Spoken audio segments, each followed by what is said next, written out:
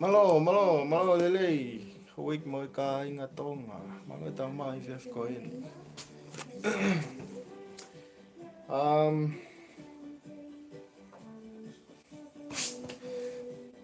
Foi wa ho Owen ni ku coming up soon. Koe hingoa foi hiwa koe. Lori pe o whanga. Foi hiwa ni foi hiwa nei hiwa I kai ka tēne lātu. Joseph, malo. Junior, malo. Nai tupou.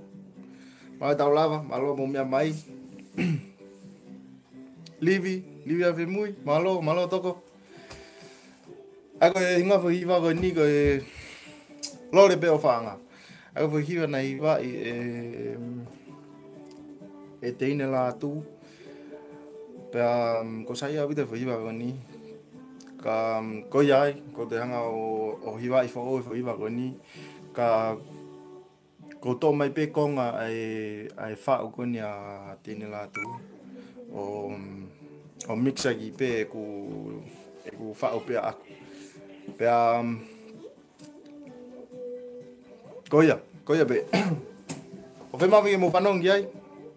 Mahalo ko te whingai bi o se ahoni. Ngā ke lava upload te pompong ke mo whanong o ai. Pea koia pe. Koia. Mo whanong ko e ko whi ves ulaki pe. Pea mo tau. Nei o se hiki. Te tō whingai ke lava o hiki toinga. Shout out to everyone. Malo mo mea mai. Pea... Oh wait, let's get into it.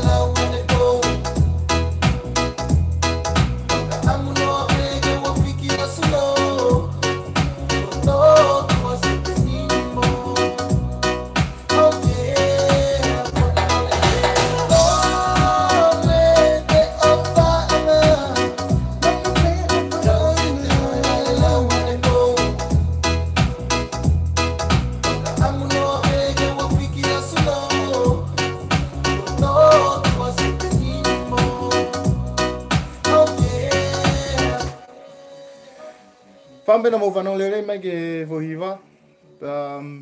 Ka pafu leo lahi. Pea mo tala mai ka pafu leo lahi. No tuku hake I palala ki mo whanau mai ai. But yeah, I'll just play it one more time for you guys to hear, and I'll try to get the song finished for tomorrow, or maybe tonight. I'll upload the song for you guys to have a little whanongo to it. Ofu leo lahi. Little J. Malo masih top o tawon ni mai. Yo ki tu fo pe nga mo whanong le rei mai ke me fai ka vale lau fo hiwa. Ave muy gomoni.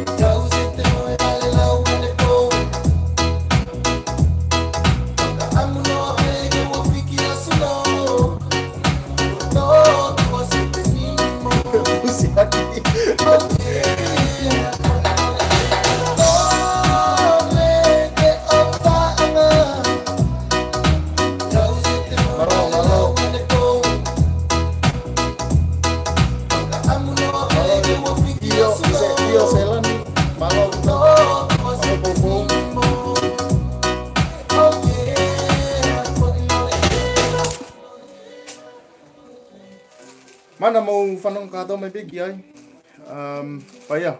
Koe whohiwa ia. Liwi awhi mui, malo.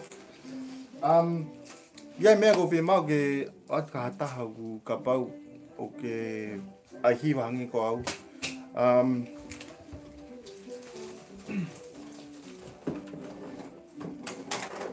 Ka pau ke ngā ke whilupi. Mōsia mai ke he ka pau ke whi mau e. Te lawa seni atu ka koe. Tata tongi pe. Koe mea na ranga ki. It's worth it using it. But ko inga ko me ne taha me fo ne taha na nga kumi. But yeah, if you guys doing music and if you want this, fai big recommend ni mai lao. Pe ko hai tene fe mau. Pe ka pau ku te fe mau en, pe tamai ka pau ke fu fe mau. Pe toki toi mai lao. Koe ngā ke grab your details, futi tuaket ka koe. Koe ape, koe ki poti ko ni, lawanga aki ke Fruity Loopi. Ke koe hape whai ngā software ke ngā aki, ke aihiwa, ke mix, hate mā koe. Also, it came with a Waumu wire, when the wire e taha ki USB. I got to film out when. What am I going? But yeah, so hit me up.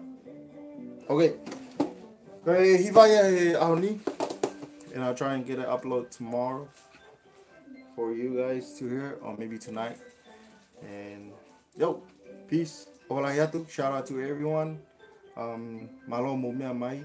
O whalahe te motor, whaamteo mō maha a whiwhia e honi. Talk to you next time. See ya, DJ now.